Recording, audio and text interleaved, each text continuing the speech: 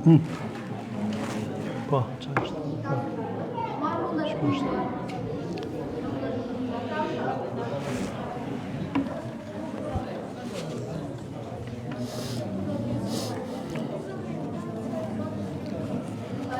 A'udhu billahi minash shaitanir rajim. Bismillahir rahmanir rahim. Han falënderimet qofshin mbi Allahun xhalla shanuhu, vetëm atë falenderojmë dhe vetëm prej tij na falë dhe ndihmë kërkojmë.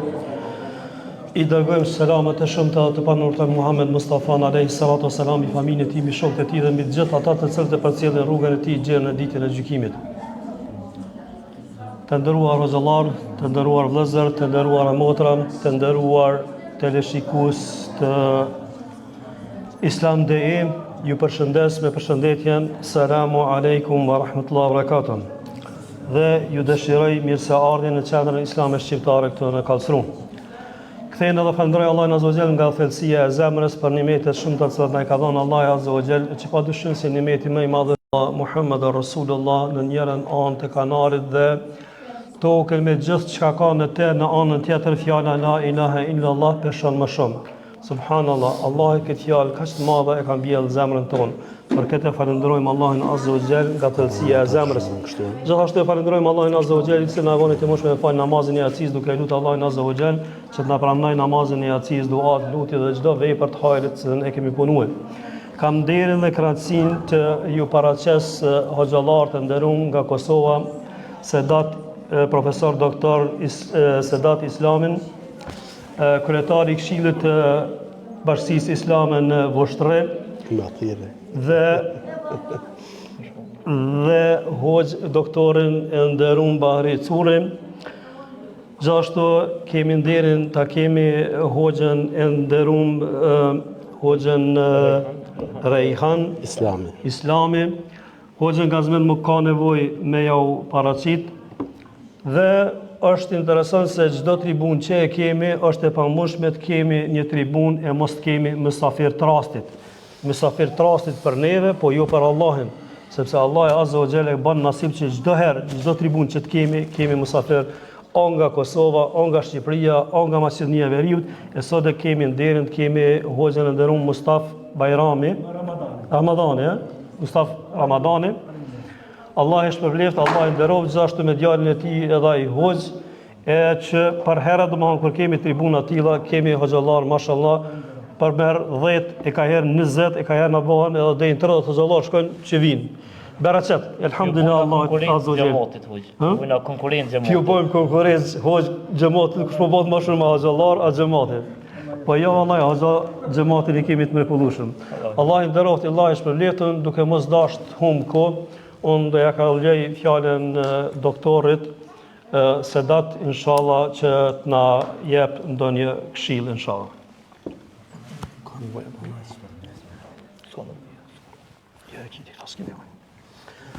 Assalamu alaikum wa rahmatullahi wa barakatuh. Alhamdulillahi rabbil alamin, ba'ith Muhammedin bilisanin arabiyyin mubin, rahmatan bil mu'minina wa hujjatan 'alal alamin. Paqja, mëshira dhe bekimet e Allahut qofshin mbi ju.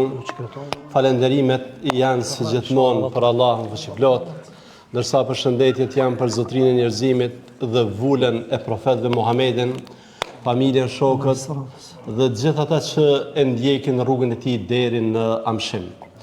Po ndihem moralisht i detyruar që sërish t'i falenderoj hoxhallarët për ftesën që na kanë bërë.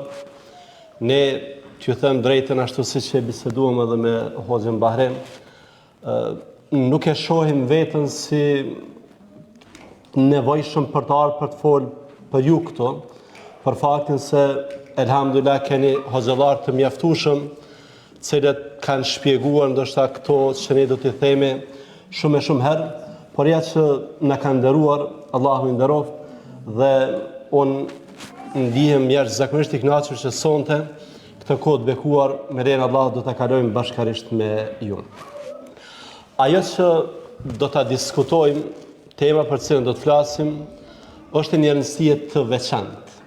Ka të bëjë me mënyrën se si duhet t'i trajtojmë dallimet që mund t'i kemi në të menduar, në qasje, dallimet në praktikat fetare, pra dallimet që nga një kënd vështrim, janë pasuri, janë thesari veçantë, por që fatkeqësisht për shkak të mënyrës së trajtimit, ndonjëherë shndrohen edhe në bombë mesat. Pra mënyra e keq përdorimit të tyre, mënyra e keq trajtimit të tyre, në vend se të na shërbejnë që ne si ummet zhvillohemi, fatkeqësisht ato na ndajnë. Prandaj do të mundohem që me trajtu këtë temë nga disa aspekte, mirë po duke filluar me një parathënie që konsideroj se është e patjetërsueshme.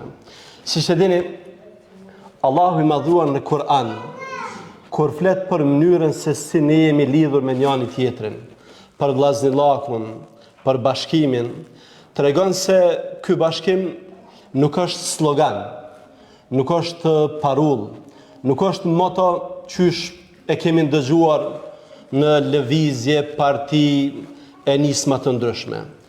Është diçka që meritat për të i ka vetëm feja dhe askush tjetër. Allahu i ka thonë Muhamedit alayhi salatu wassalam: "Wa alafa bayna qulubihim, law anfaqta ma fil ardi jami'an ma alafta bayna qulubihim."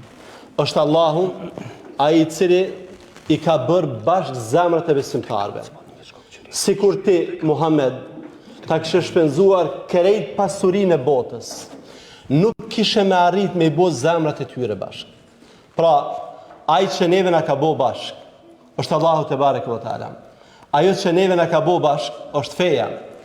Ajo që neve na mban bashk, është feja. Prandaj, meritat në radhë të parë, edhe para se gjithash, i takojnë fesë. Përderisa është e këtill, kjo vllazëri nuk është deklarative. Pra nuk përmbyllet me thjesht duke u shprehur unë kam filanin vëlla. Mirë po siç e dini, siç keni lexuar, siç keni dëgjuar, në shumë hadithe të Muhamedit alayhi salatu wassalam, vllazëria fetare ka dhe pasoja fetare, ka dhe efekte fetare. Nëse ti thu dikujt që e kon vëlla, atëherë detyrimet tua ka shi një vllai tënd nëpërmjet vizitave të ndërsjella, qoftë nëpërmjet ndihmës që duhet t'ia bësh dikujt, pra nuk është diçka që manifestohet në mënyrë deklarative, e as më tepër në mënyrë formale. Pse? Nga se siç e dini, Islami ka kërkuar që raporti ynë me njëri tjetrin me qenë raport shpirtëror. Pra, mënyra se si unë e shoh vllain tim, mënyra se si e shoh xhamatliun tim, është mënyrë shpirtërore. Muhamedi alayhi salatu wasallam ka thënë: "La yu'minu ahadukum hatta yuhibba li akhihi ma yuhibbu li nafsihi." Nuk ka besuar me besim komplet, nuk meriton të quhet besimtar i vërtet, besimtar i njëmend, ai që vllait nuk ja don ato që do për veten. Dhe jo vetëm kaq. Dhe ai që nuk e urrejn për vllain e tij, atë që urren edhe për veten.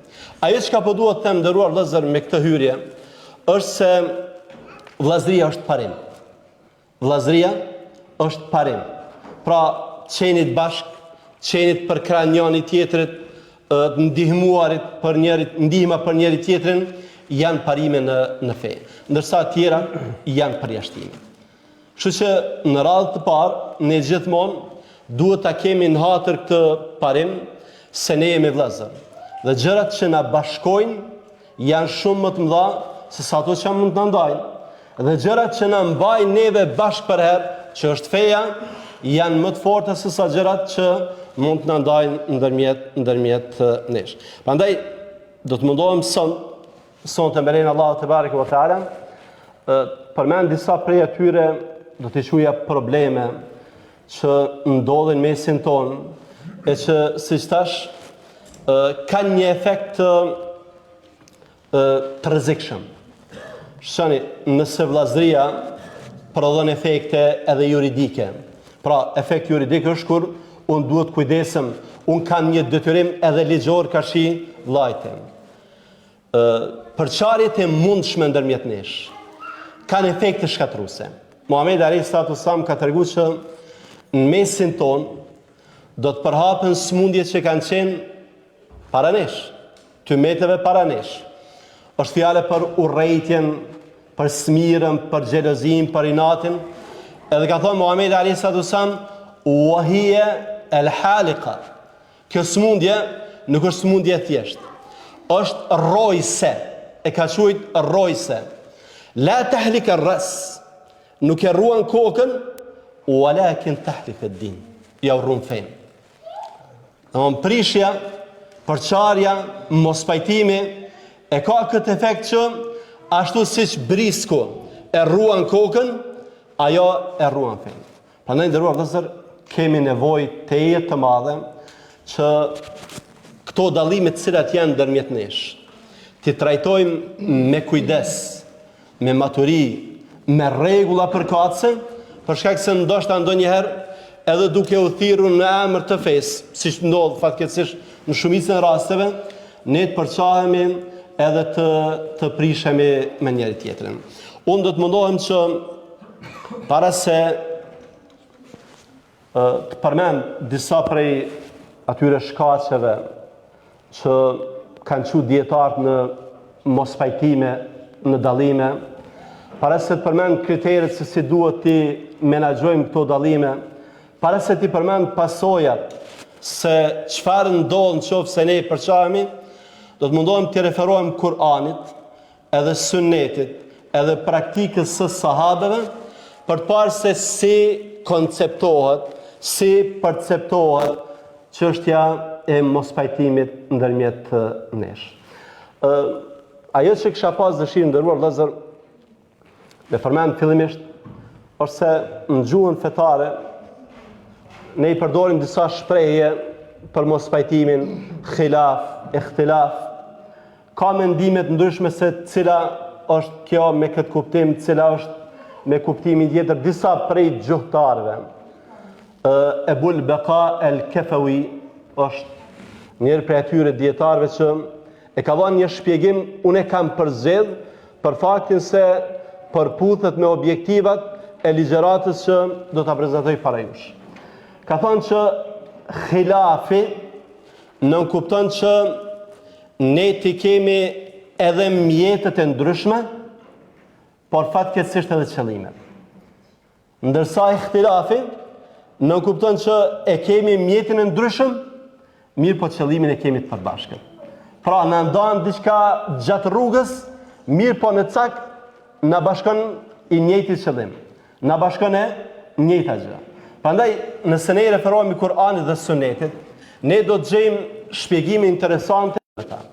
Ata nuk të përfaqësojnë ty. Ata nuk e përfaqësojnë idenë tënde. Ata nuk e përfaqësojnë çësjen tënde, nga se Muhamedi alayhi salatu wasallam ka treguar që bashkimi është rahme. Bashkimi është mëshirë. Ndërsa el furqatu adab, ndarja, përçarja janë dëshkim.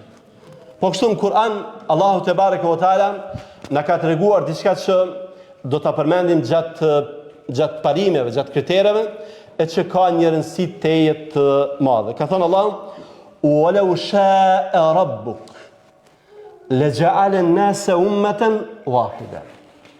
Sikur Allahu të kishte dashur, krejt njerëzit i kishte bërë musliman. "Wala yazaluna mukhtalifin."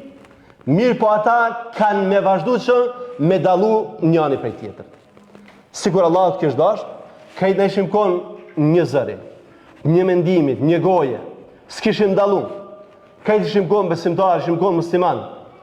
Mirë po Allahu me urtësinë e tij ka caktuar që ne siç do të përmendim, edhe për arsye tjera, të jemi të ndryshëm. Nderuar vëllezër, në hadithet e Muhamedit alayhi salatu wassalam, përveç kësaj përmbajtje, po e reduktoj për shkak që edhe të mos e zgjasim shumë, përveç kësaj që urrëhet përçarja, ndonjëherë ai dallimit që mund të jetë produktiv është miratu. Siç e dini, Abdullah ibn Abbasi, Abdullah ibn Mesudi, me tekst profetik, ka qenë njëri prej 4 vetave që Muhamedi alayhi salatu wasallam e ka licencuar, nëse mund të them me shprehjet e sotit, për të mësuar njerëzve Kur'anin.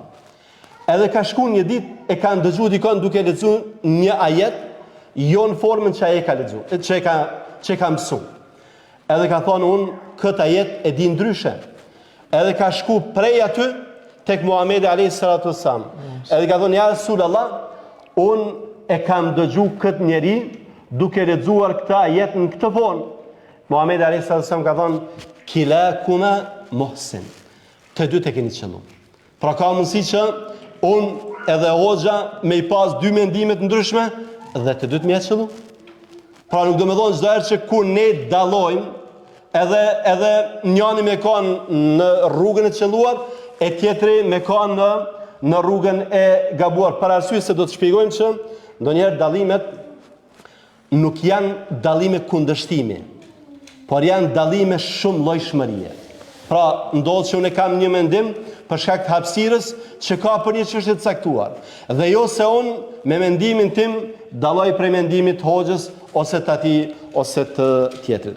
Nderuar vëllezër, arsyeja pse kam përzgjedhur që të përmend diç nga sahabët është për faktin se ata siç e dini janë brezi më i mirë i njerëzimit. Janë ata që janë edukuar direkt nga Muhamedi alayhi salatu wassalam. Janë ata që përfaqësojnë më së miri fenë. Janë ata që kanë kuptuar dhe praktikuar në mënyrën më të mirë fenë. A ka ndodhur që në mesin e sahabeve të ketë mospajtime? A ka ndodhur që sahabët të kenë dallime? Që dikush të veproj kështu e dikush. Këta që kanë ndjej veten të fuqishëm, kanë agjëruar. Këta që kanë menduar se kanë nevojë për fuqi fizike, nuk kanë agjëruar. Edhe thot Ebu Saidi radiallahu anhu, asnjëra palë nuk e ka gjykuar për të gabuar palën tjetër. Pra, na po e praktikojmë këtë lehtësim fetar, për shkak se ekziston hapësira. Këta tjerë kanë thënë jo, ne po agjërojmë nga se e kemi fuqinë. E keni dëgjuar sa herë hadithin në cilin Muhamedi alayhi salatu wasallam duke u kthyer nga betejë e Ahzabit, ju ka thënë sahabëve që askush prej jush të mos e fali kindin vetëm se tek Beni Kurejda. Edhe sahabët duke shkuar rrugës, ka hyrë koha namazit, një grup janë fal, grupi tjetër jo. Edhe pse janë fal grupi i parë, kanë thënë për arsye se Muhamedi alayhi salatu wasallam ka kërku prej nesh, e kanë interpretuar. Ka kërku prej nesh që ne me nxitu. Pra është një urdhër që ne me shku tek ky fis çifut, edhe ne duhet nxitojmë sa më parë. Ndërsa grupi tjetër kanë thonë, përderisa ka thonë Muhamedi alayhi salatu wasallam, më u fal atje, ne do të falemi atje. Edhe Muhamedi alayhi salatu wasallam i ka miratu veprimet e dy palëve. Ndëruar vëllezër, ajo që kisha pas dëshirë me marr jo vetë si mësim, po edhe si moto për kësaj ligjërate, është fjala e një sahabiu të nderuar që unë e kam përzgjedh, edhe në cilën ai i jep kuptim të gjallë çështjes së dallimit. Talha radiallahu anhu ka thënë la taqulu al-ikhtilaf walakin qulu as-sa'. Mos i thoni mos pajtim, dallim, ndryshim në mendime. Mirë po, shëni, kjo është vizion, kjo është larpamësi. Ka dashur një çështje të caktuar ta trajtoj në aspektin pozitiv. Ka thonë mos i thuni ikhtilaf, dallim, mirë po thuni hapësirë. Hapësirë për mendim ndryshe. Hapësirë për një thënie ndryshe. Hapësirë për një qëndrim ndryshe. Nderuar vëllezër, sahabët kanë dalluar dhe dallimet e tyre janë mësim për ne. Janë mësim, janë kritere, janë etik që ne duhet ta përvetësojmë në mënyrë që edhe ne duke ndjekur rrugën e tyre, dallimet të shndrojmë në diçka që janë pasuri, janë vlerë, janë thesar nga vetë natyra. Nuk është se mundet me përtheku çdo gjë. Nuk ka njeri kushdo qoftë që e ka përfshit të dijen, edhe din çdo argument. Madje kjo ju ka ndodhur edhe sahabeve. Madje ju ka ndodhur sahabeve më të mëdhenj. Omeri radiallahu anhu, duke shkuar për në Sham, është informuar se ka ra murtaja. Çka duhet me botash? Edhe i ka thirrë sahabët e mëdhenj. Ky ka qenë Omeri radiallahu anhu. edhe i ka thirrë sahabët e mëdhenj, ka diskutuar me ta. Dikush ka thonë që e kemi marrë këtë rrugë, po e vazhdojmë. Dikush tjetër ka thonë, po kthehemi për shkak se është rrezik.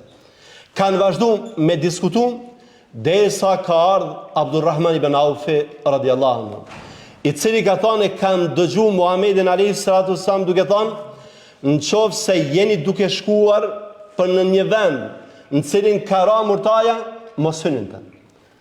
E në qoftë se jeni brenda ti, mos u largoni prej atij vendi. As Omer radhiyallahu anhu e as sahabët tjerë të mëdhenj që kanë qenë me të, nuk kanë qenë djeni për këtë argument, derisa ka ardhur një sahabi i nderuar, Abdulrahman ibn Aufi, dhe ja u ka treguar se ai e ka dëgjuar nga pejgamberi alayhi salatu wassalam këtë argument. Shkak tjetër është që ata mund të jenë njoftuar me një argument. Për shembull, kanë një hadith. Mirë, po nuk pajtojnë rreth gradës së hadithit. Ka me qindra hadithe që tek disa dietar mund të jenë në shkallën e hadithit hasan ose sahih, ndërsa tek tjerët mund të jenë daife. Pra, e din hadithin, e din argumentin, por mendon që nuk mund të shërbehet me të. Shkak tjetër është kur ata e kanë argumentin dhe pajtojnë rreth argumentit, por nuk pajtojnë rreth argumentimit me atë provë, me atë dëshmi. Për shembull, Allahu në Kur'an ka përmend kësaj: "Wa in kuntum marda aw ala safarin aw jaa ahadun minkum min al-gha'id aw lamastumun nisaa falam tajidu ma'a fatayammamu." Në qoftë se dikush prej jush i ka prekur gratë dhe nuk ka gjetur ujë, atëherë merrni tejemmum. Fjala lemese ka shkaktuar debat tek dietar. Çfarë është për qëllim? Pra, kjo është ajet kuranor, nuk ka dyshim në të. Gjithë e kanë pranuar këtë argument. Pse ka ndalluar? Ka ndalluar në mënyrën se si është interpretuar prekja. Disa kanë thënë që është prekje qoftë edhe pa epsh. Disa kanë thënë është prekje me epsh. Disa kanë thënë janë marrëdhënie seksuale. Pra, për një çështje të caktuar, ne i kemi 3 mendime tek dietar. Arsye tjetër pse mund të jetë debatuar ose mund të mos ketë një mendim të caktuar është që ndonjëherë disa tekste fetare, edhe nëse janë të vërteta, mund të jenë të shfuqizuara. Për shembull, pejgamberi alayhi salatu wassalam në fillim të Islamit e ka ndaluar vizitën e varrezave. Ka argument, ka hadith të saktë, ndalohet vizita e varrezave. E merr dikush edhe e lexon këtë hadith. Edhe thot, unë e kam lexuar në filan librin. Hadithi është i saktë se Muhamedi alayhis salam e ka ndaluar vizitën e varrezave. A është kësaj? Teksti është i saktë. Mirë, po çësia a është e pranuar? Ky mund të mos jetë njoftuar me hadithin tjetër që e ka shfuqizuar këtë hadith, në cilin qëndron se Muhamedi alayhis salam ka thënë, unë ja u pata ndalu juve që me i vizitu varrezat në fillim të Islamit, kur imani ka qenë i dobët. Tani kur janë forcum, vizitoni varrezat nga se ato u akujtojnë juve ahiretin. Pra, mund të jetë kjo edhe së shkak. A jemi duke marrë të shumë? Tani, vëllezër, ju tregova që konsiderojmë bashkërisht e kemi diskutuar me Hoxhën Bahri që janë tema paksa të ndjeshme, edhe kërkoj që të keni edhe sabër, edhe vëmendje. Do të mundohem të shpjegoj disa prej kritereve që neve duhet me na vetëdijsu për mënyrën se si duhet me i trajtu dallimet. Më parë kur e përmend ajetin kuranor wala yazaluna mukhtalifin, dhe ata vazhdojnë që të jenë të ndryshëm, që të kenë qasje të ndryshme, përmendë se ka dhe shkaqe tjera që i kanë përmendur dietarët, që i bajnë njerëzit me u dallu njëri prej tjetrit. A janë të gjithë të njëjtë në nivelin intelektual? S'janë. A janë të gjithë të njëjtë në nivelin e të kuptuarit të një teksti? Nuk janë. As fetarisht, as logjikisht. Prandaj përderisa njerëzit dallojnë prej njëri tjetrit, a është e mundshme që me dallu edhe në mendime, edhe në qasje, edhe në praktika? është shumë e mundshme. Pra, kriteri i parë është që njeriu nga natyra, por edhe nga aspekti fetar, nuk mund të jetë me gjithë në të njëjtin nivel, edhe intelektual, edhe nivelin e të kuptuarit, dhe rrjedhimisht do të ketë dallime ndërmjet njerëzve. Kriteri i dytë është se qysh është përmend nga Imam Maliku, i vetmi njeri që është i plot dhe cilit nuk i refuzohet asnjë fjalë është kush? Muhamedi alayhi salatu wassalam. Kullun yu'khadhu minhu wa yurad illa sahiba hadha al-qabr. Krejt njerëzve edhe ju merren fjalët, edhe ju lihen, ka bo me gisht ka vorri pejgamberi sa ka thonë përveç pronarit të këtij varri. Pra i vetmi njeri që nuk diskutohet absolutisht fjala e tij është Muhamedi alayhi salatu wassalam. Secili prej nesh nderuar vëllezër, mund t'ja qelloj edhe mund gaboj. Secili prej nesh mund që të jetë në rrugën e drejtë, dhe të ketë një qasje drejtë, ose të jetë në rrugën e gabuar dhe të ketë një qasje të gabuar.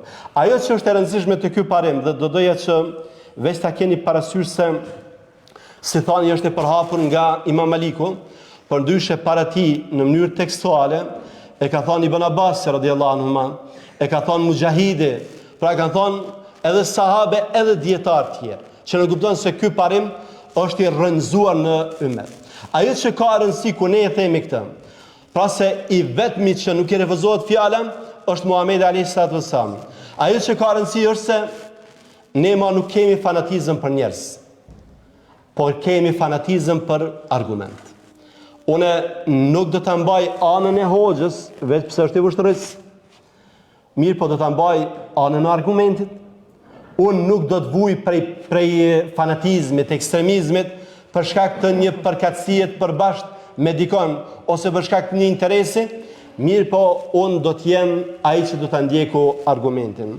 Do doja t'ju lexoj një thanje të veçantë dhe kam përzgjedh me qëllim nga dietari i madh Ibn Taymija, në mënyrë që ta kuptoni se si ndonjëherë emrat e mëdhenj të shkencave islame janë të keq cituar, janë të keq përdorur, janë të keq shfrytzuar. Ibn Taymija, Allahu mëshiroft, ka thënë kësaj: askush nuk ka të drejtë t'u caktoj besimtarëve dikë në rrugën në të cilën thret, dhe të cilën e vendos si kriter për të mitësuar ose armitësuar njerëzit, përveç rrugës së pejgamberit alayhi salatu wassalam. Po kështu, askush nuk ka të drejtë të caktoj fjalë përveç fjalës së Allahut, fjalës së pejgamberit dhe fjalëve për të cilat ummeti është kompakt. Pra, askush nuk meriton që del edhe thot se vetëm rruga jam është e saktë. Edhe vetëm ky dietar e përfaqëson të vërtetën. Edhe çdo kush që largohet prej këtij dietari është në dalalet. Edhe çdo kush që nuk e ndjek, nuk flet si ne, ai është në humbje. Pra nuk ka fanatizëm ndaj njerëzve. Ka fanatizëm ndaj kujt? Ndaj Kur'anit, ndaj Sunetit dhe ndaj fjalëve që janë me unanimitet tek dietarët. Çështja e dytë ka të bëjë me dallimet në çfarë duhet manifestohen. A duhet kemi dallimin e gjithçka? A janë dallime të pakufizuara? A janë të pakurzuara? A lejohet me thënien dy zota? Nuk lejohet. Pra në çështjet që kanë bëjnë me bazat e fesë, çështjet që janë të njohura si çështjet pa diskutueshme në fe, nuk ka mendim të dytë. Me thonë namazë janë dy mendime, është farz edhe nuk është farz, s'pranohet, për arsye se ka argument nga Kur'ani, nga Suneti, nga ixhmai, që namazi është farz. Madje, nëse guxoj hoxhë nderuar, kisha përmend një detaj që mendoj se i jep edhe pesh temës, por edhe e kanalizon debatin, edhe e mban të mirë menaxhuar. A lejohet që të kemi ndonjëherë dallime edhe në çështje të akides? A lejohet? Lejohet. Se nuk lejohet në ato të cilat janë baza, lejohet në ato që janë detaje. Edhe këtë përgjigje e ka thënë Hoxha Muhammed bin Salih Al Uthaymin, Allah më shëroft, a thonë për shembull, ne gjithë besojmë se llogaria në botën tjetër është pjesë e kushteve të besimit, apo? Mirë po mënyra se si bëhet llogaria, peshorja, qysh ndodh? Ka tekste që mund të jetë i llogaritur, i peshuar vetë njeriu. Ka tekste që ajo që vendoset në peshore është kush? Fletushka. Ka tekste që veprat vendosen në peshore. Prandaj mendimet, përderisa ka argumente, mendimet e ndryshme në këtë çështje janë të pranuara. Pra jo në atë që është trungi i besimit, mirë po në disa detaje për të cilat ka tekste, ka mundësi që të ketë edhe dallime. Dallimet si kriter tjetër mund të lejohen nëse kemi ne fanatizëm racional. Kur themi racional, nënkuptojmë që është i arsyeshëm, është i justifikueshëm dhe nuk është armiqësor. Se është e njohur tek dietarët ajo maksima kisha thujt se medhhebi jam është medhhebi më i mirë, është më i saktë me mundësi gabimi. Ndërsa medhhebi tjetrit është i gabuar, mirë po me mundësi saktësie. Pra ai po pohon se pretendon që e vërteta është në dorën e tij. Mirë po jo në mënyrë ekstreme. Thotë unë mendoj që çështja ime është e duhur, çështja ime është e qelluara. Ndërsa tjetri është gabim. Mirë po ku ta dim? Edhe ai mund të jetë në vërtetën. Pra kjo është një lloj fanatizmi racional që na bën me pranuar dhe mendimin ndryshe. Kriter tjetër ndëruar vëllezër është që të bëjmë justifikim në bazë të përpjekjes edhe angazhimit. Muhamedi alayhi salatu wasallam ka thënë: "Idha hakama al-hakim fajtahad thumma asab falahu ajran." Nëse një gjykatës gjykon edhe për një çështje të caktuar, është përpjek me gjetë vërtetën, pastaj ja ka qelluar, falahu ajran, i ka dy shpërblime. Për çka? E para për mundin, e dyta për të qelluarën. Mirë, po çka nëse gabon? A ka dënim? Çka mendoni? Jo. Ka thënë Muhamedi alayhi salatu wasallam, nëse gabon, falahu ajr. E ka një shpërblim për çka? Për mundin e tij. Ndëruar vëllezër, ajo që neve na intereson për këtë tekst është mënyra se si është trajtuar ky gabimtari. Nuk është trajtuar në dalalet, në humbje, por është trajtuar si dikush që duhet të respektohet për shkak të mundit të tij. Nëse i referohemi thënieve të parëve, ne kemi me gjetë tek brezat e parë, kemi me gjetë mendime të shumta që përkrajnë këtë çastin që ne të mos shkojmë në ekstreme për të refuzuar mendimet e tjera. Për shembull, Sufjan Thauriu ka thënë, nëse e sheh njeriu që bën një vepër për cilin dietarët kanë mendime të ndara, dikush thotë bën, dikush thotë s'bën, mos e ndalo.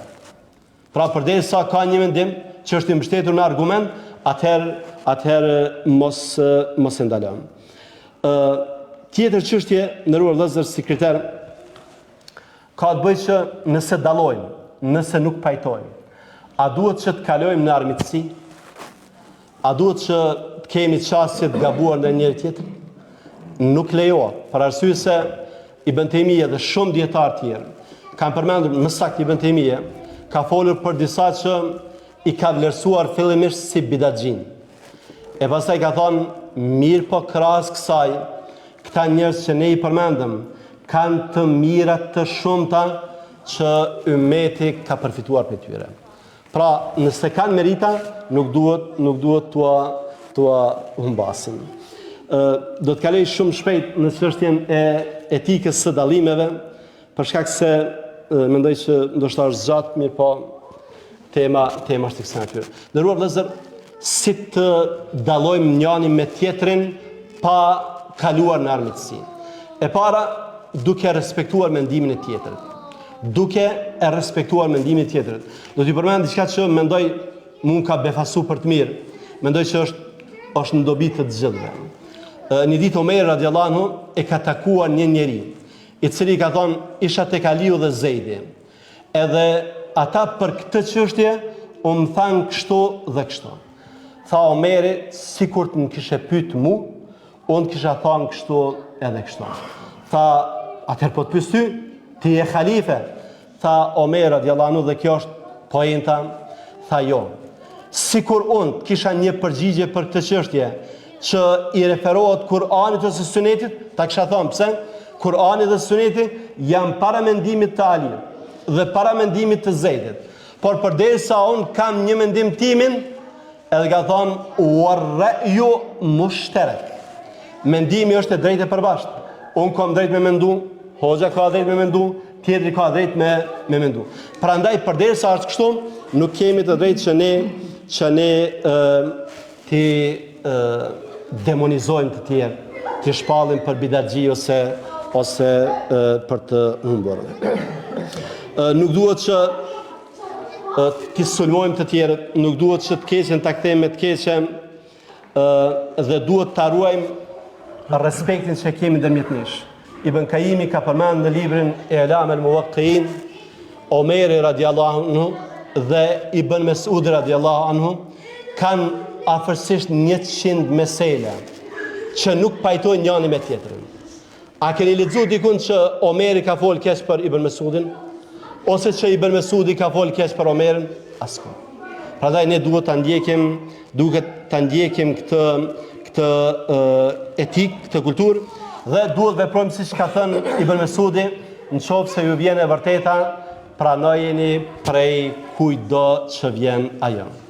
Nëse na vjen e vërteta, ta pranojmë prej kujdo që na vjen.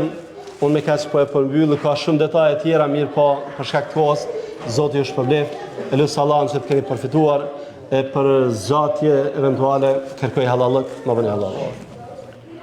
Allah e shpërblet profesor për këto këshilla, e që me të vërtet kemi nevojë për to. Gjithandej, sepse po thuaj se në për xhami, në për Vllaznillak, mu këtë tema rrehen, mu këtë probleme ndodhin, duke mos i njoft drejt, domethënë se si kanë qenë sahab, dhe kështu që inshallah këto shembuj që i morë nga jeta e sahabëve, inshallah të jenë edhe për neve shembulltyr dhe të mundohemi këto t'i praktikojmë në jetën tonë, dhe kudo që shkojmë dhe kudo që shohim që ka kësaj lloj mospajtimesh, të mundohemi që çdo njeri ta ketë drejtën e tij ta jep mendimin. Allah e shpërbleft, Allah e nderoft.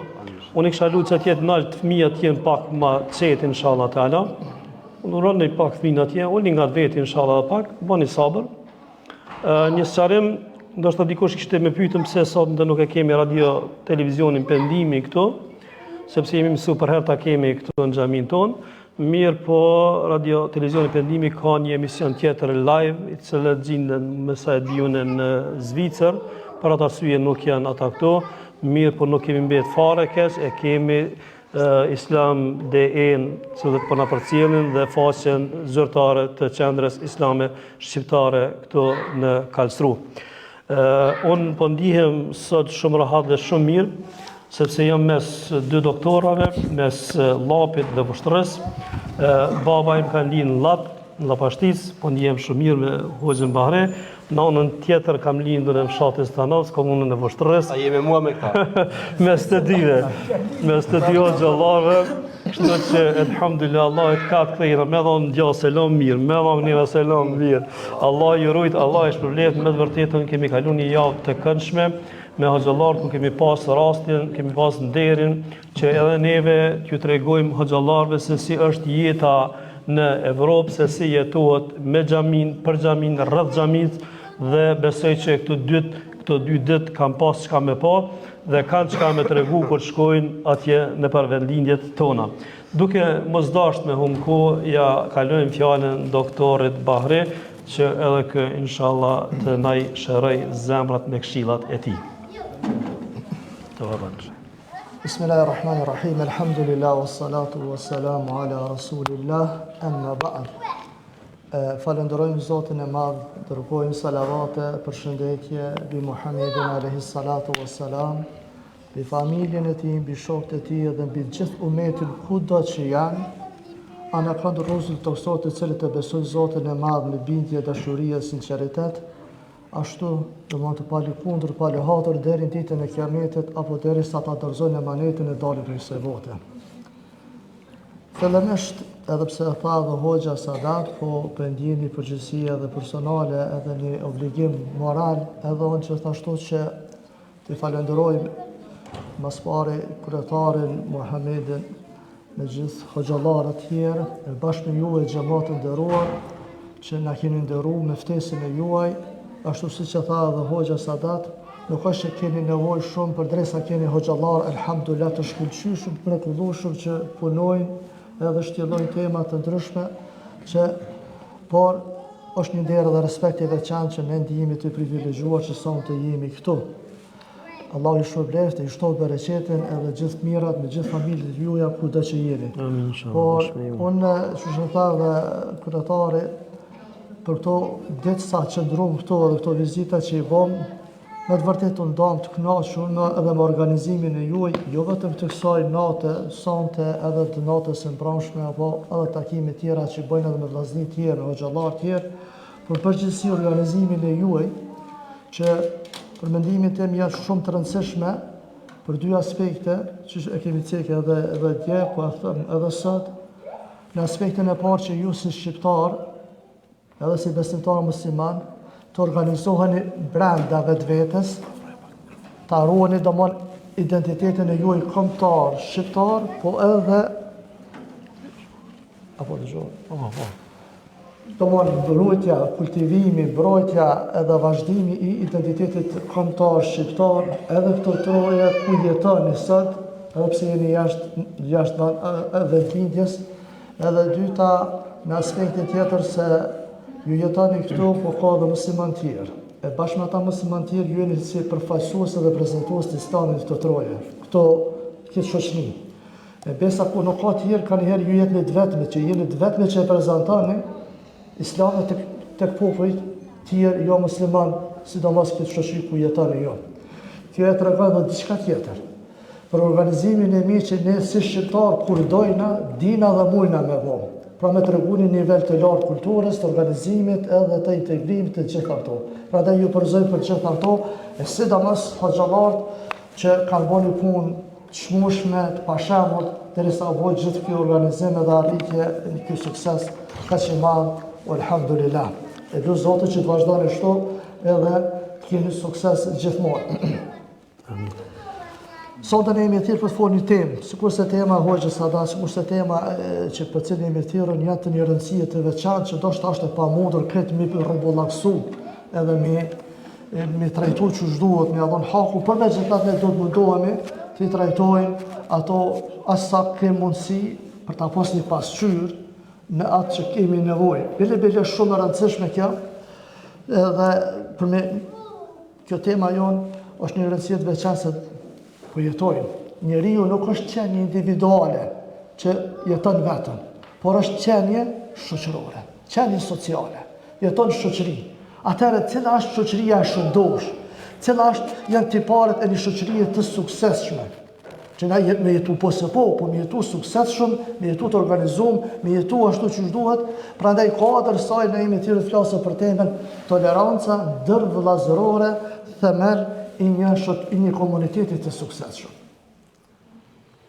Që Hoxha Sadat i pa ato divergjenca, dallimet që mund me shkaktu, ne tash kemi të rrugën e kësaj e këtij komuniteti, një prej faktorëve është vetë toleranca ndërvëllazërore. Pse këtë temë? Ne duke e shikuar rrjedhën e ngjarjeve nëpër botë, nëse shikojmë globalisht zhvillimet që po ndodhin, trendi i zhvillimeve, dinamika e jetës, vrulli jashtëpër i materializmit, ju bile që jetonin për edhem vëshini të e po edhe ma mirë se sa na. Këtë ashpërsin e këtij zhvillimi të ashpër dëmon të materializmit, dominimi interesit personal, lakmia e pangavshme, avancimi i madh i teknologjisë moderne. Shumë po avancon, për të të ma shumë, por e kemi një fakt tjetër. Njerëzilloku po vdes, Nëse nuk vdes krejt, njerëzoku po zbehet. Njerëzorja po vdes. Po teknologjia po avancon, po zhvillohet, po njerëzorja po shkon duke u zbe edhe duke vdek, mos më thonë krejt. Prandaj lind pyetja, çfarë është shoqëria e shëndosh? Çfarë kuptojmë shoqërinë e shëndosh? Si mundet një komunitet, një organizim, një grup i njerëzve të jetë i suksesshëm? Cilat janë karakteristikat e këtij komuniteti të suksesshëm dhe të shëndosh që e dëshirojmë secili prej nesh? Për veti, për familje dhe për gjithë të mone dhe kombën dhe njerëzit në cilët jetojmë e bashkëpunojmë. Prandaj na do të mundohemi brenda mundësive që në trajtimin tonë gjitha të ju referu islamit, gjithsesi dy burimeve kryesore Kuranit dhe Sunetit. Duke ju referu domthon aty në burimeve që ato na japin tiparet dhe karakteristikat e një shoqërie të tillë të shëndosh. Çka është toleranca ndërvëllazërore? Toleranca ndërvëllazërore do të thotë respekt, mirëkuptim, bashkëjetesë harmonike mes personave, pavarësisht ndryshimeve fetare, etnike, kulturore apo mënyrës së të menduarit, që përmend edhe hoxha gjatë trajtimit të tij që dallon prej personi në person, prej grupi në grup apo kështu me radhë. Një komunitet i suksesshëm nuk ndërtohet vetëm në bazë ligjeve të forta, në bazë vetëm të një ekonomie të fortë ose ai parimi që po thomë na për ditë. Parja është gjithçka. Jo, parja nuk është gjithçka. Parja bën shumë çka, por nuk është gjithçka. Parja bën shumë çka, e vërtetë është, sepse Omeri radhiyallahu anhu e ka përmendur në një rast kur nëse don ti për me arrit diçka në këtë botë, duhet të jetë ana materiale. E vërtetë që me anën materiale shumë çka arrihet. Por nëse don me arrit botën tjetër, duhet devotshmëria, besimi. Çështja e adhurimit të jetë nivel për me arrit botën tjetër suksesin. Prandaj, parja jo gjithçka. Parja është që bën shumë çka.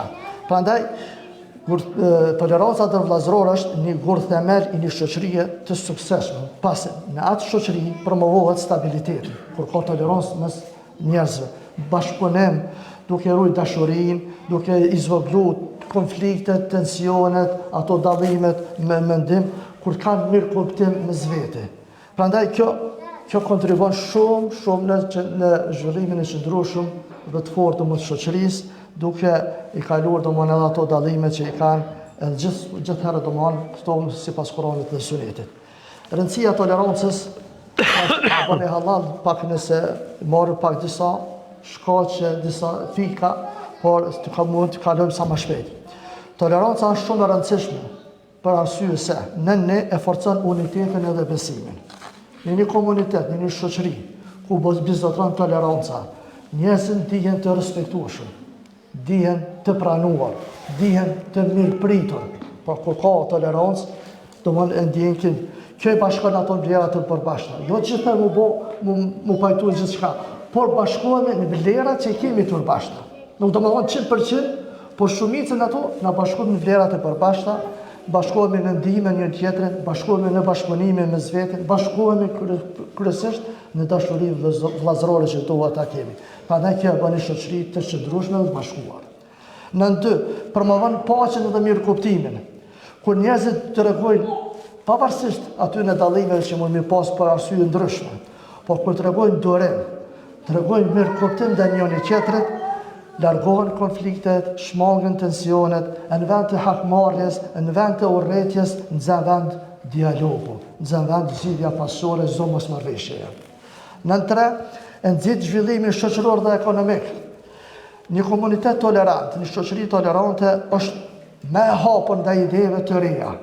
E pranon edhe idenë tjetër, idetë e reja, po edhe bashkëpunimin, edhe kjo ndihmon edhe avancimin e arsim, edhe avancimin e biznesit, edhe avancimin e inovacioneve të ndryshme, sepse njerëzit janë të lirë me mendu, me shpreh mendimin e vet edhe me dhënë kontributin e atë kontribut me dobi edhe të kryes shoqërisë.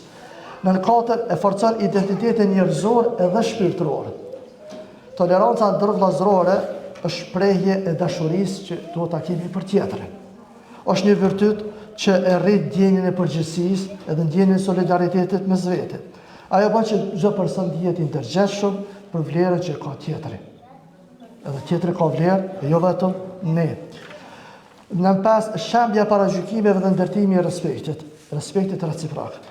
Toleranca ndihmon te kalimin e urrëties, diskriminimin racor, diskriminimin domon racizmin, e kuptojnë tjetrën edhe kjo është si vlerë, pra diversiteti do të kuptohet si vlerë e jo si kërcënim. Pse ai tjetri mendon ndryshe, pse ai tjetri flet ndryshe, pse ai tjetri jeton ndryshe, është kërcënim për mua. Është një vlerë, prandaj duhet të kemi tolerancë, edhe kjo ndikon në shembin e këtyre paragjykimeve dhe në bjellën e respektit reciprok. Si mund të arrijë toleranca ndërvllazore? Nuk arrit kjo prej qiellit të haj ashtu për ashtu, atë për atë. Por duhet bëhen disa shkaqe, disa veprime. Në edukimi i brezave. Duhet ju folet brezave të ri të edukohen me frymen e tolerancës. Bëhet jo përmes institucione varësimore, normal edhe në për shkolla gjithkohë. Në për institucione fetare, si rasti xhamiave, çantave të ndryshme, kulturore, fetare, të cilat bëhen rasti me marrë shembullin e pejgamberëve, me marrë shembullin e dietarëve të ndryshëm, por me këto forma të bëjmë edukimin e brezit të ri në frymen e tolerancës ndërmjet veti. Roli i mjetës dhe i rrjeteve sociale. E vërtet që sot ka marrë hap përdorimi dhe zhvillimi i këtyre mjeteve, por ne duhet të bëjmë gjithçka që ato të përdoren. Sikur që thot Abdullah Nasi Olvani për mjetet e mass medias, janë shpat me dy teha. Mjetet të ndryshme shpat me dy teha. Qysh ta përdosh ajo vepron. Prandaj ne do të mundohemi edhe këto rrjete, qoftë interneti, rrjetet sociale, me shfrytzu në atë që të përhapen dashuria, bashkëjetesa njerëzore, komunikimi pozitiv mes njerëzve. Dialogu konstruktiv. Duhet të inkurajohen diskutime mes njerëzve, diskutime të shëndosha, diskutime të drejta, për me arrit mirëkuptimin, jo debate. Subhanallah. Ne peshojmë edhe debatet të ndryshme televizive, po flas edhe në Kosovë, pse jo edhe jashtë Kosovë, bëhen për analizëve të ndryshme debate me burzhurën, mos të pranon mendimin, nuk është qëllimi me ardhet e një përfundim zgjidhje, një mirëkuptim, por vetëm me bëu ndoshta në qëllim edhe me bëu përçarje. Do të me bëu një dialog konstruktiv për me afru edhe me mirëkuptu. Zbatimi praktik. Praktikisht, mirë është me fal, por duhet me praktiku. Pra falën dhe tjetër është një vlerë edhe për vete edhe për tjetër. Allahu thot në Kur'an wal afina anin nas, dhe ata që i falin njerëzit. Është një vlerë jashtëzakonisht e madhe. Si e duam një shoqëri, me që jemi qenie shoqërore dhe jetojnë në shoqëri, çfarë shoqërie duhet të jetë ajo? Edhe ne si shoqëri këtu, çfarë shoqërie dojna me kanë? Edhe nëse na pyet ty kush, çfarë shoqëri janë ta musliman se sonte normë të xhuri xherat për hoxhallarëve, që në musafir, hoxhallar të tjerë, çka proklamojnë ata, çka thrasen ata. Pra ne do, pra mes jemi të shoqëria, e do një shoqëri e ngritur, e formuar, shoqëri e nështrimin ndaj Allahut të plotfuqishëm. Shoqëri e urdhërimit për të mirë dhe ndalimin nga e keqja. Se po du me cekë edhe një thonje të njerëzit, hoq pe bojna qysh po shkon koha, ec me kohën, edhe ky slogani i KTV-s atje, ec me kohën. Jo, nuk ecim na me kohën atë kuptimin se çka do që bëjnë njerëzit me bëhet edhe na. Sepse koha është e njëjtë, po ndryshimet e lëvizjet e njerëzve i bëjmë na. Ne jemi ata që vendosëm. A dojna me konë shoqëri që i nështrojnë me Allahut? Po, mujna me bo. Nëse s'mujna krej shoqërin, mujna shumicën e njerëzve. Nëse s'mujna krejt familjet, s'pako familjen te me mujnë me bo. Pra një shoqëri që i nështrojnë Allahut. Një shoqëri që e praktikon urdhrimin dhe ndalimin nga e keqja, urdhrimin për të mirë dhe ndalimin nga e keqja. Një shoqëri e lirisë, një shoqëri e konsultimit, një shoqëri e drejtësisë dhe barazisë, një shoqëri e solidaritetit, një shoqëri e prosperitetit, shoqëri e tolerancës, e ekonomisë e kuilibruar, shoqëri e shkencës dhe e dijes. Ata muslimat prapampetur për mbulojnë kokat a ne këne sidomos për shamijat e grave. Jo ne dëshmojmë se jemi shoqëri e dijes dhe kulturës dhe shkencës, sepse shamia nuk në mbulon mendje, po e mbulon kokën, e mbulon flokën. Pra dhe këto duhet me dëshmu, e këto dhe e dëshirojnë. Një shoqëri e etikës dhe vlera, një shoqëri e forcës edhe e xhihadit. Thonë disa, ta më shonë dikur shuplak, këta janë shuplak, edhe faqen tjetër. Ja, me çfarë arsye. Mos të keq interpretojmë edhe këto. Duhet për atë arsye në Allahu në Kur'an, wa'idtum mastata'tum min quwwatin wa ribatil khayl, përgatitu sa të mundi për fuqisë ushtarake edhe me kuaj. Turhibune bihi adu Allahu wa aduakum, e frisoni Allahun edhe armiqtë e juaj, armiqtë e Allahut dhe armiqtë e juaj. Nuk na thanë shtroj ashtu pa kushte. Por shoqëri e forcës dhe xhihadit, shoqëri e përparimit dhe zhvillimit. E si duhet për të jetë shoqëria e shëndosh? Apo dojmë këtë shoqëri shëndosh? Po si duhet të jetë? Pikë parë shoqëria e shëndosh duhet të jetë humane, do të thonë njerëzore, se jemi njerëz, po edhe ta ketë frikë Allahun subhanahu wa ta'ala. Parimin themelor që duhet ta mbjellim në shoqërinë tonë, duke filluar nga familjet tona, është mbjellja e ndjenjes edhe vetdijes se Zoti na sheh kudo që të jemi. Unë si person, si burr nuk më i përcjell gruas se çka bën. Nuk më i përcjell çikën se çka bën. Tash këtu në udhtim, aty janë ku me diçka bojnë. Po kur është frika Allahut, kur e edukojmë familjen dhe shoqërinë që mi u tut Zotit, mos ki frikë ti kurrë, sepse i tutët Zotit e jo burrit e babes e atij ose këtij, e policit të ushtarit e gjyqtarit.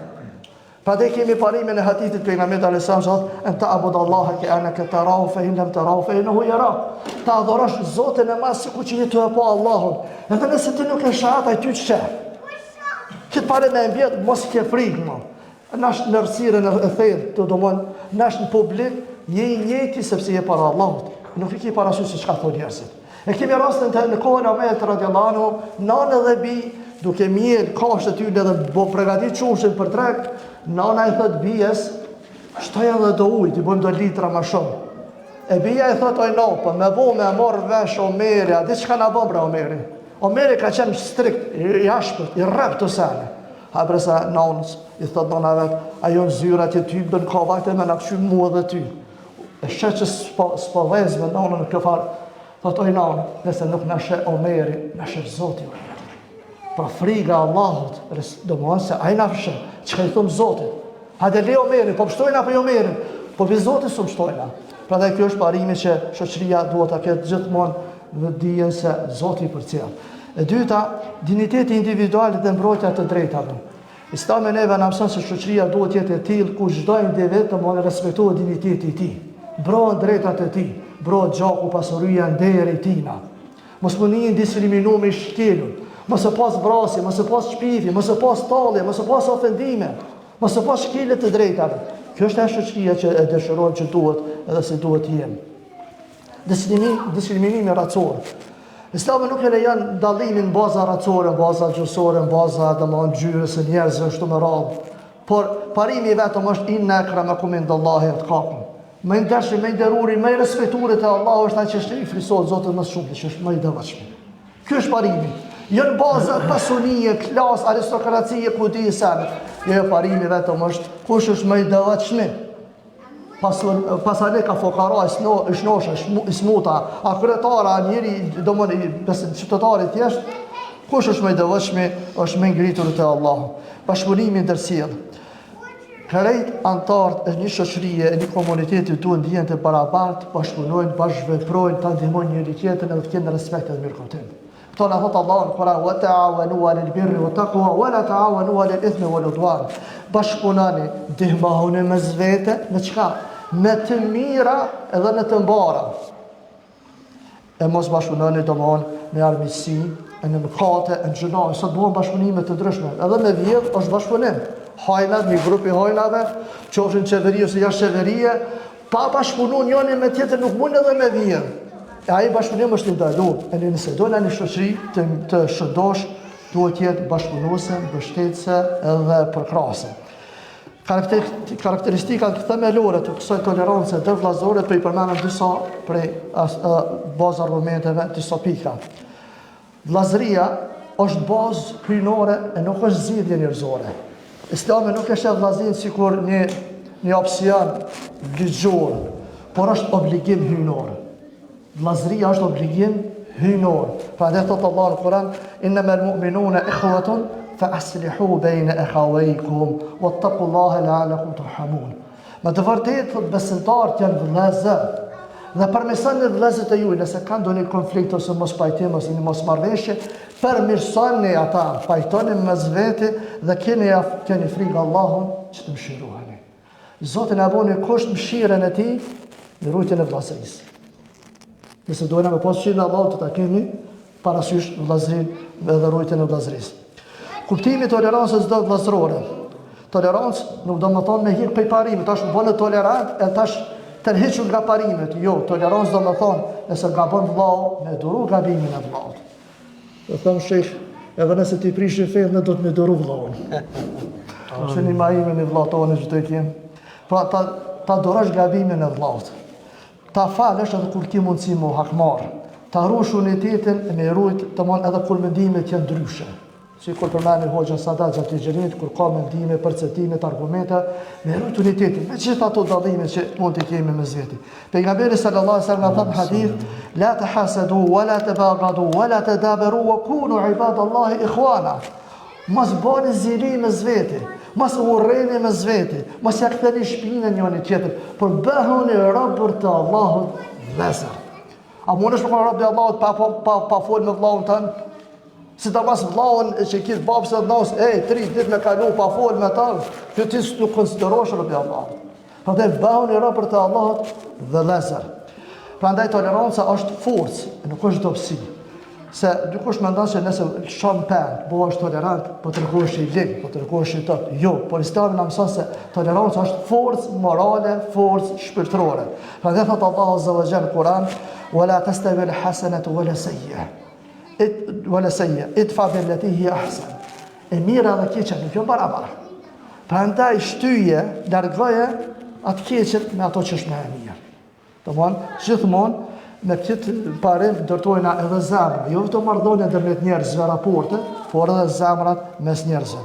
I marrë disa shembuj të vëllazërimit edhe tolerancës në mes nesh. Ne kemi rastin e pejgamberit sallallahu alajhi wasallam kur është përvol Medinë, kur e bënë vëllazërimin mes muhaxhirëve dhe ansarëve. Pra muslimanëve të ardhur nga Mekka edhe muslimanëve që pranuan Islamin domthon në Medinë. E bëri vëllazërimin e tyre ku ata gjithçka çka patën në ndajtë me vëllezërit e tyre. Pra ansarët me muhaxhirët, me shtëpi, me pasuri, këtë jetër komplet çka patën. Dhe ka raste disa transmetime ka pas se në pjesë aty i kanë lënë gratë dhe fëmijë në Mekë në ardh vetëm.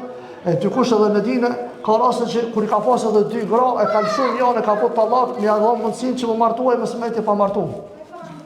Subhanallahu, deri këtë shkallë ka arrit vëllazërimi i tyre, domthon edhe dashuria dhe respekti ndërmjet vetë. Toleranca e Abu Bekrit. E kemi rastin kur Mistah ibn Uthatha, një sahabi i nderuar, ka qenë prej muhaxhirëve. Pashtu ka qenë edhe pjesëmarrës i betejës së Bedrit. Por e ka bënë gabim, ka gjatëron. Abu Bekri ka financue për këtë person, se u koni afër me Abu Bekrit, po ka qenë edhe njëri i varfër. Mirë, po kë ka marrë pjesë në atë trillimin që është bën ndaj shpikjeve ndaj Aishës radhiyallahu anha, nanës e besimtare, çikës e Abu Bekrit. Edhe në atë moment Abu Bekri, kur ky shpifi për vajzën e tij, pa të drejtë, normal, ai u betu se vallahi më nuk i ndihmoj ti. Edhe ka ndërprer ndihmën, edhe pse ka pas farefis, akraba, edhe plus apo i varfër. Por pasi Allahu subhanahu wa taala i zbriti ajetet e pafajësisë për Aishën, që e pastroi Aishën, e zbriti edhe në ajet ku tha wala ya'tali ulul fadli minkum was-sa'ati an yu'tu ulul qurba wal masakin wal muhajirin fi sabilillah wal ya'fu wal yasfahu wa ala tuhibbuna an yaghfira Allahu lakum wallahu ghafurur rahim. Pra nuk lejohet që të ndershmit dhe të pasurit nga mesi juaj të mos betohen ata se nuk do t'i ndihmojnë të afërmëve, nuk do t'i japin fukarave, nuk do t'i japin më aty në muhaxhirëve që i kalon 10 vitit e tyre për hatër të Zotit. Po le t'i falen, le t'ja falen gabimin dhe mos t'ja vëzën për të madhe. A nuk dëshirani që Allahu t'ja falë juve? Në ato momente kur zbiti kjo ajet kuranore, Abu Bekri radhiyallahu anhu filloi me çajt. E tha vallahi, po vallahi dua që Allahu të më falë. Edhe prej atij momenti ka filluar sërish me ndihmu, me i dhanë, edhe çysh ka ndihmu përpara edhe këtij personi. Pasojat e mungesës tolerancës, çka mundet me ndodh? Normal kur mund vën toleranca shtohen përçarjet. Dobësohet shoqëria, dobësohet ummeti, humb besueshmëria e davetit. Pejgamberi alayhis salam na ka paralajmëruar shumë qartë, na ka thënë: "El muslimu akhul muslimi la yadhlimu wa la yakhdhulu." Muslimani është në vëlla i muslimanit, nuk i bën zullum, pas nuk e braktis. Subhanallah. Nuk i bën zullum, pas nuk e braktis, nuk e le vetëm. Që të thot kanë herë kur ton tash la yakhdhulu, nuk e lën, nuk e braktis, nëse e bën ai një gjuna, nuk jeni drejt me thon, valla për veti e ka ai. Po nëse unë di që e ka gabim ai vëlla, ne kemi obligim me shpëtu nga gabimi. Me marrë masa me këshillu, me marrë masa me pengu, me urdhnu për të mi me ndalu nga keqja.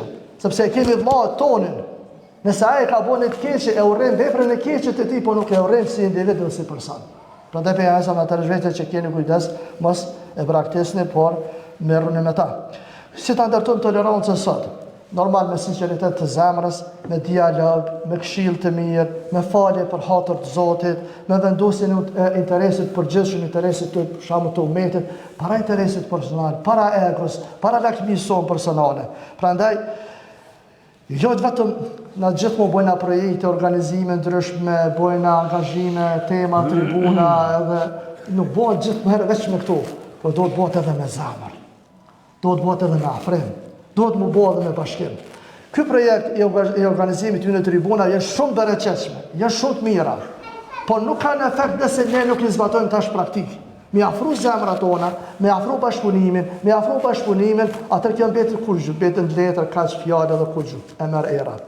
Prandaj kjo është ajo që thot Allahu në Kur'an dhe na urdhnon: "Wa'tasimu bihablillahi jami'a." Ka punë të gjithë përitarën e Allahut. Të nëse do me shku në xhenet, do të ka hije me shku dhe zhvet. Të marrë edhe rrethin edhe shoqërinë me cilët jeton. Prandaj kjo na duhet jemi ata që falin, bashkojnë, ndërtojnë edhe ruajnë domthon tolerancën dhe vëllazërorë.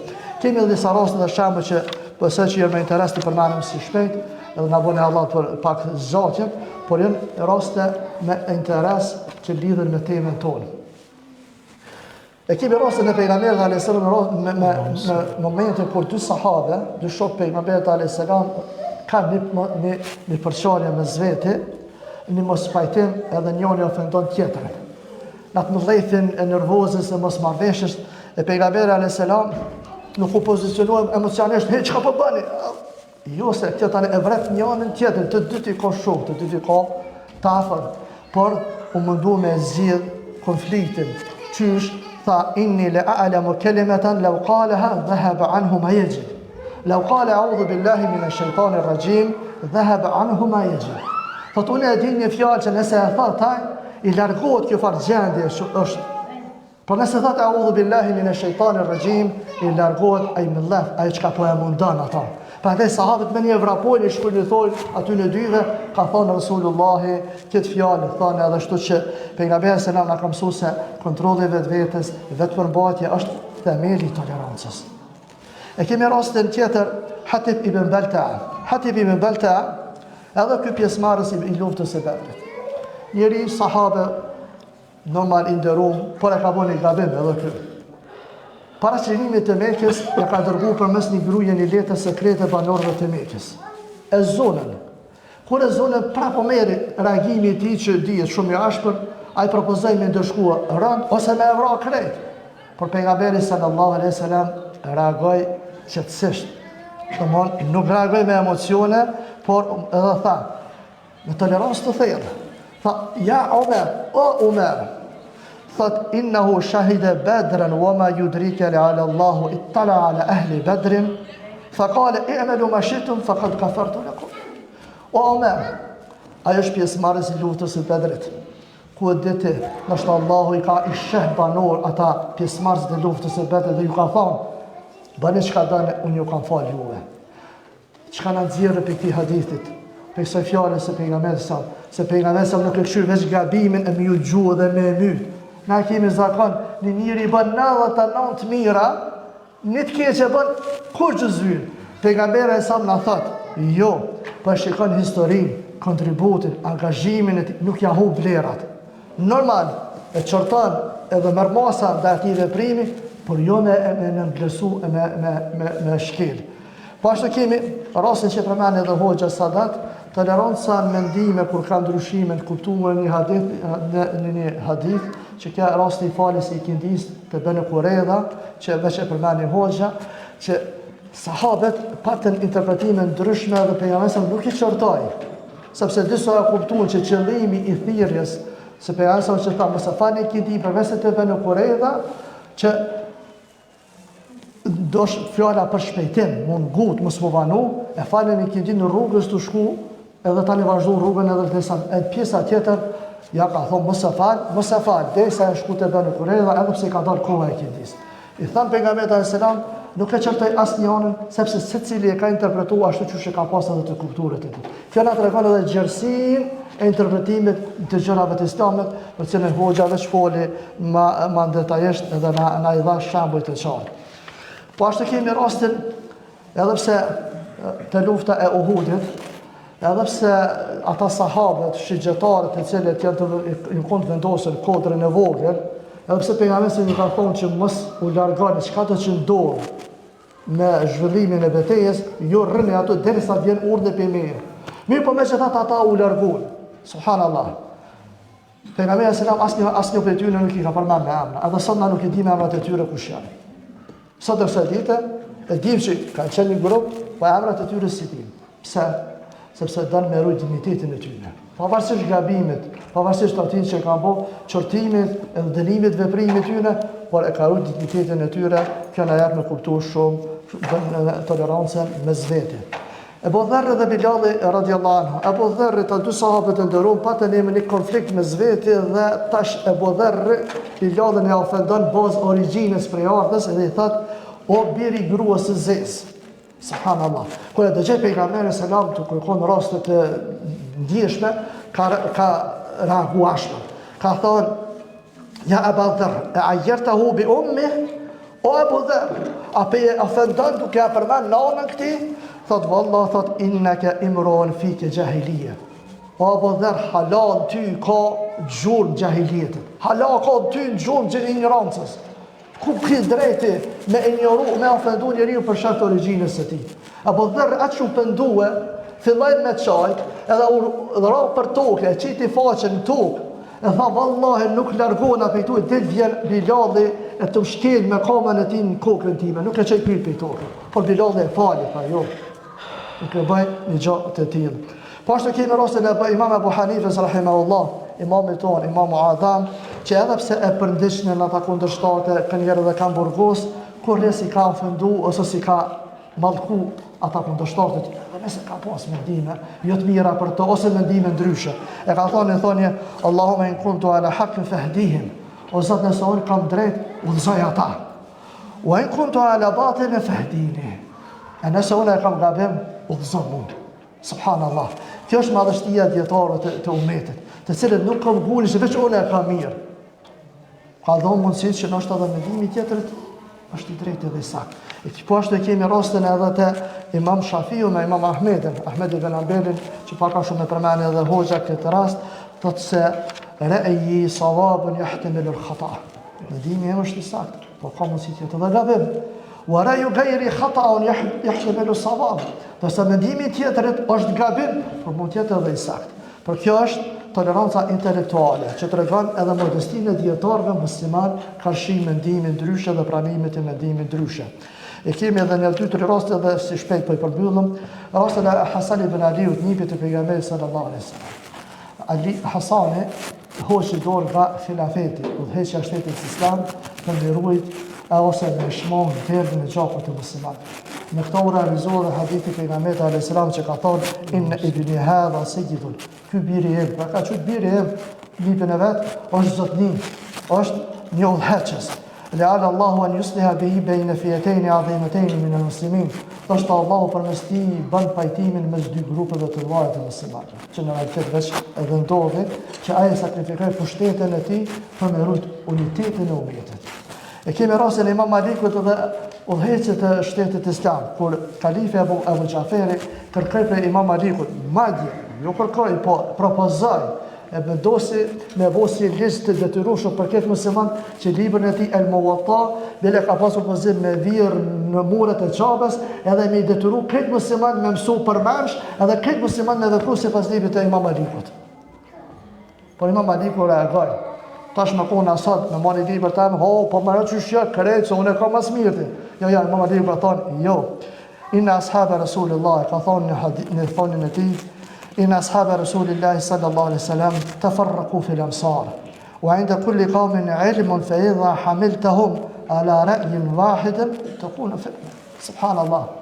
Thot të dërguarit sahabët e Resulullah janë shpërndarë në përvene ndryshme dhe secili prej tyre ka barë dije, ka transmetuar dituri. E nëse i detyron njerëzit veç një mendim të shkakton fitnë, shkakton përçarje. Prandaj kjo tregon edhe tolerancën edhe ndaj mendimin ndryshe edhe shumë vështirësi mendimin ashtu siç e përmendni edhe hoxha në detaje që s'ke dojna me hi edhe me mozëru. Për selefët të parë kemi shembuj të tyre që ata janë falë edhe mas imamit tjetër nëse ka pas mendim ndryshe. Është falë mas ka mendu, po është falë prap. Toleranca vllazërore. Nuk e kanë prish unitetin edhe shoqërinë për shkak të një çështje dytësore.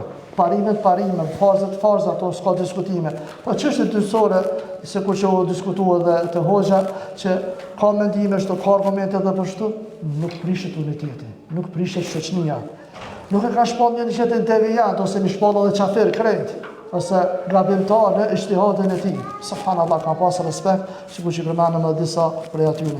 Dërsa sot, jena bo, subhanallah, ma di shumë se krejt, për çështje formale, çështje dytësore, për çështje personale, për pozita, për ego, për lakmina, prishemi krejt, e s'flasëm edhe e dobësojmë edhe rrjetin tonë. Pejgamberi selam i përmbyllë po na thot hadithin khairukum li ahlihi wa khairukum li ahlihi. Më i mirë për ju është ai më i mirë që është në familjen e tij. Wa ana khairukum li ahli. Unë jam më i miri për gjithë ju në familjen time. Me këto çka kuptojmë? Pejgamberi selam kush është më i mirë në familjen?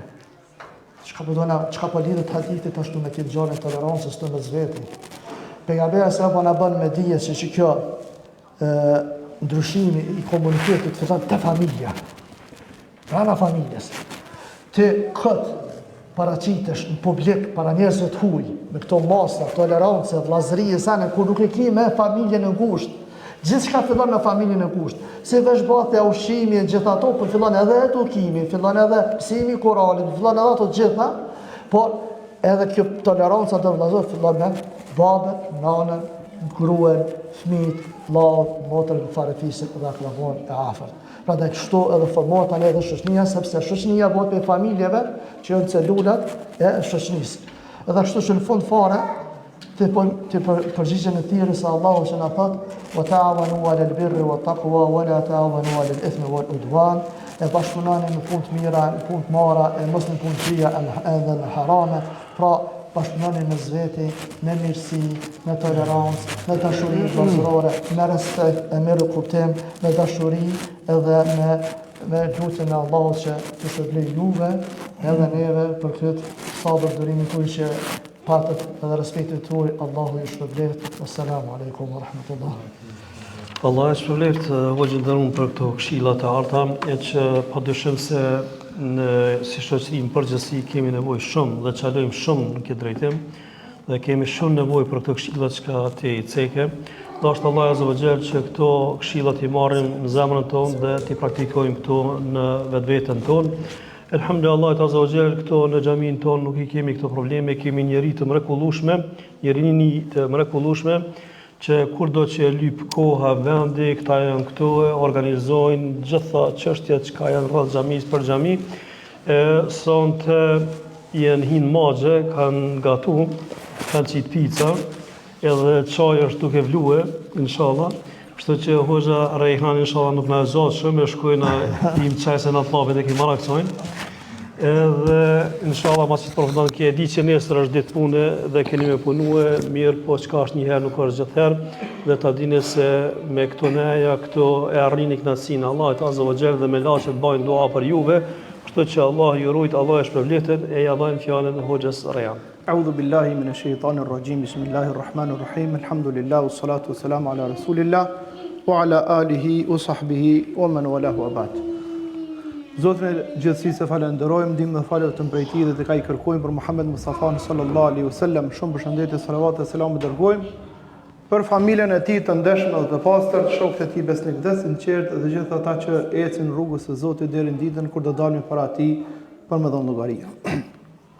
Nderuar kryetar Muhammed Avondi, nderuar hoxh Gazmend Baraktari, panelistë të kësaj tribune, doktor Sedat Islami dhe Magjistër Bahri Curri, nderuar hoxh Mustafa Ramadani dhe ju xhamat të nderuar, Allah ju shpërbleft për këtë tribunë dhe punën e juve që e bëni për hir të Zotit.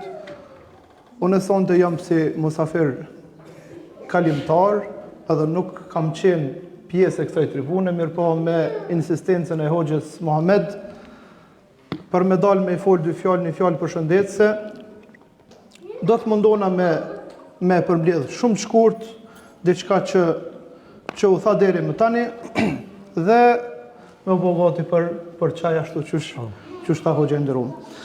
Krejt këto që u thanë më herët të nderuar vëllezër, na japin me kuptu se Islami është një fe që është një program i jetës i cili na mëson që kur lidhemi për të madhin Zot, e kuptojmë çka është toleranca, e kuptojmë çka është vllaznia ose vllaznillaku, ndihmohemi për punë të mira, kontribojmë edhe jemi të dashur, jemi të butë edhe jemi të afërm, edhe na jep Zoti bereqet, edhe na ndihmon Zoti me pas projekte të tilla, edhe me i shërby Islamit, edhe me dhon atë pasqyrën e drejtë të Islamit, edhe me kallëzu se na edhe jemi evropian, edhe gjeografikisht, edhe jetojmë në Evropë, edhe kemi mundësi me adhuru Zotin kudo që jemi, edhe na mundson Zoti që edhe tjerëve me ja u bë qartë se Islami është fe e paqes, Islami është fe e mëshirës, Islami është një mundësi që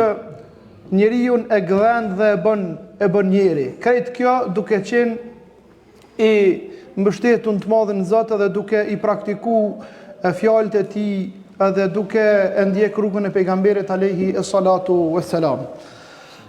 Përmend një prej dietarëve të nderuar vëllezër, thot i madhi Zot te bareke ve taala, thot ka zbrit libra pejgamberëve, i ka zbrit.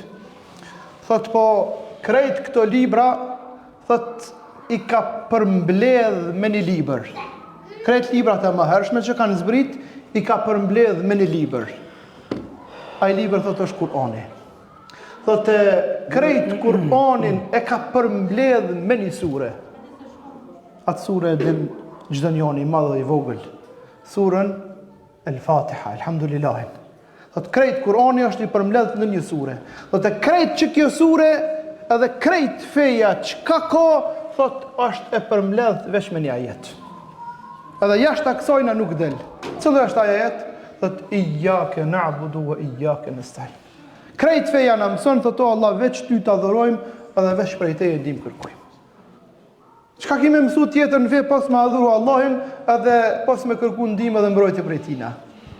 Andaj të nderuar vëllezër, përmendet një prej imamëve Muhammed, në vërtet Imam El-Bejdawi, e ka një prej tefsireve tina, Nasiruddin El-Bejdawi, e ka ba një tefsir, një komentim të librit të Allahut të Kur'anit, edhe pasi e përfundon komentimin e këtij libri, niset për me shku në Bagdad, me u taku me mbretin, edhe me i tregu se e ka përgadit tefsirin e Kur'anit, edhe ka shpenzu për ta, e tash i ka ardhur koha, thot i kam disa qika që mu kanë rrit vajza, thot i ka ardhur koha për martesë, e parët që i kum bas, i kum investu për tefsir të Kur'anit, andaj kam nevojë me minimu financiarisht. Kjo ka qenë synimi i tij për me arrit te mreti i kohës. Kur niset nalet te një hoxhi tina me lyp konak për me mri në rrugë atje, edhe vet ai hoxha thot çka ke bo? Thot çushtu e ku më punë, ja tregon qëllimin. Thot a e ke komentu surën Fatiha? Thot po. Thot a e ke komentu ajetin iyyake na'budu wa iyyake nasta'in? Thot po e kum komentu. Thot çush e ke komentu? Thot veç prej Allahit kërkojmë, veç ato adhurojmë, thot edhe veç prej ti ndihmë kërkojmë. Thot a ke komentu çështu? Thot po. Thot pe kujna jetu lyp, thot ndihmë. Thot ti kështu e ke komentu, thot ati i pari, po e kundërshton ato që e ke komentu. E halli, thot nuk e pas ke kuptu mirë që ato që te e ke komentu. Edhe merr rrugën edhe kthehet mbrapa.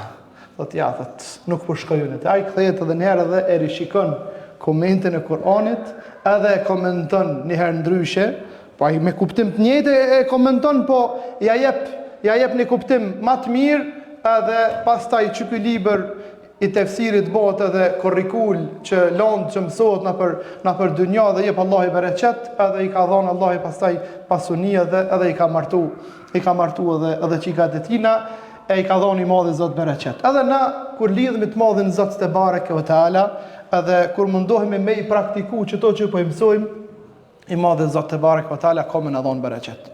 Hasan al-Basriu me këto po e përfundojnë ndëruar vëllezër, e ka përmend një tregim.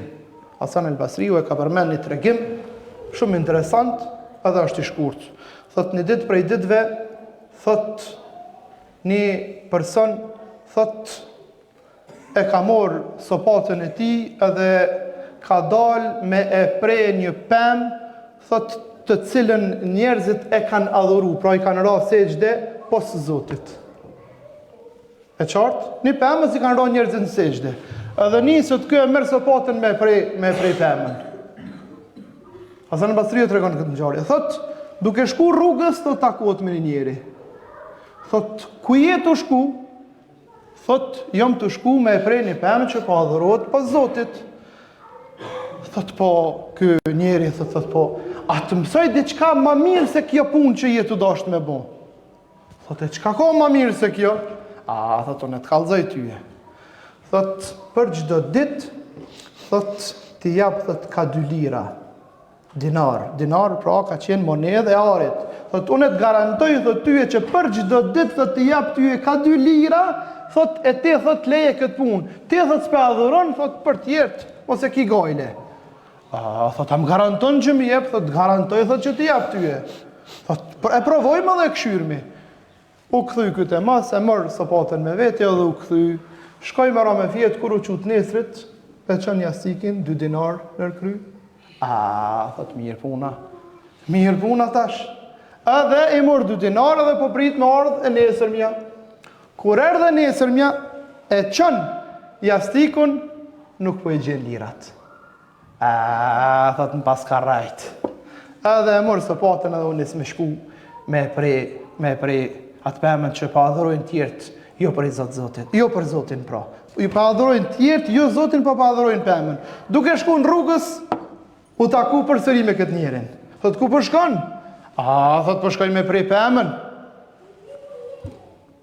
Thot, po shkoj, thot, me prej pemën. Thot, ti nuk mundesh me prej pemën. Thot, pse?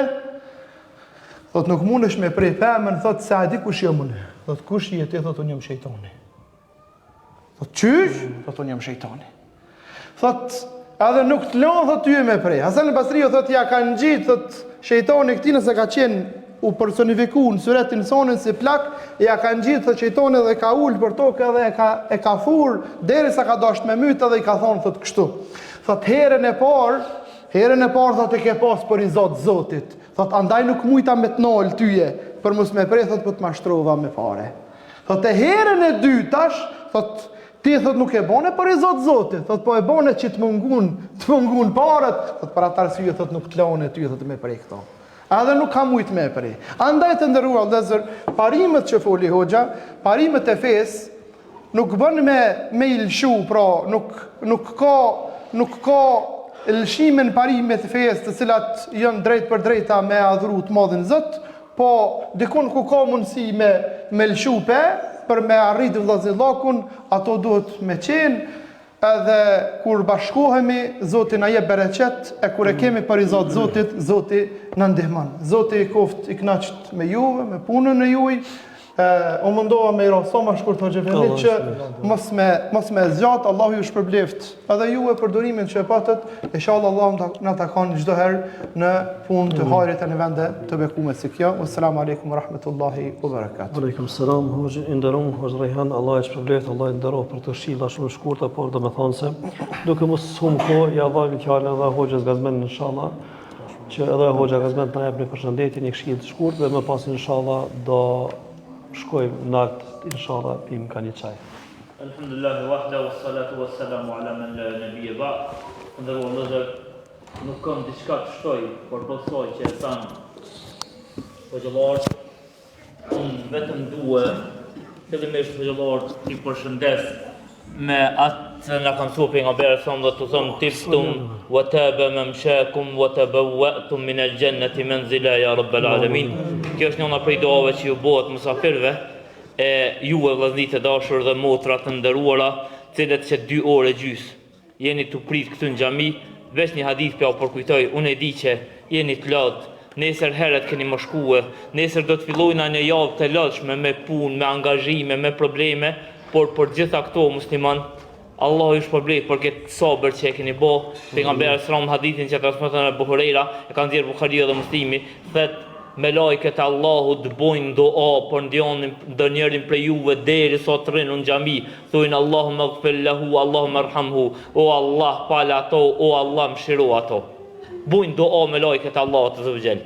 Edhe deri sa na rrina në xhami mas namazit, na ka boj dersi na konsideruar që jena u namaz. Prandaj Allah ju shpërblet për këtë sabër, Allah ju shpërblet për këtë ndëgjim, Allahu a kompenzoft me të mira, Allahu dhot begati, paqin një javë të marrë, derisa takohemi një javën tjetër inshallah taala dhe të vazhdojmë rrugtimin tonë përditshëm. Wassalamu alaikum wa rahmatullahi wa barakatuh. Allah ju shpërblet, hoq gazment, Allah ju nderoft, hoxhallar, Allah ju shpërblet, Allah ju dhash mira dunjas ahiretit. Lësë Allah azza wa jall që Allah azza wa jall na shtaj dashni mes vetë ta dohim njëri tjetrin vetëm për hir të Allahut azza wa jall dhe pa kurfar interesit të kësaj dynjaje. Gjithashtu lësë Allah azza wa jall që Allah na ka taku këtë xhami, Allah na takon në xhenetet e tyne, e na bën halal për zgjatjen. Allah ju nderoft, Allah ju shpërblet. Wassalamu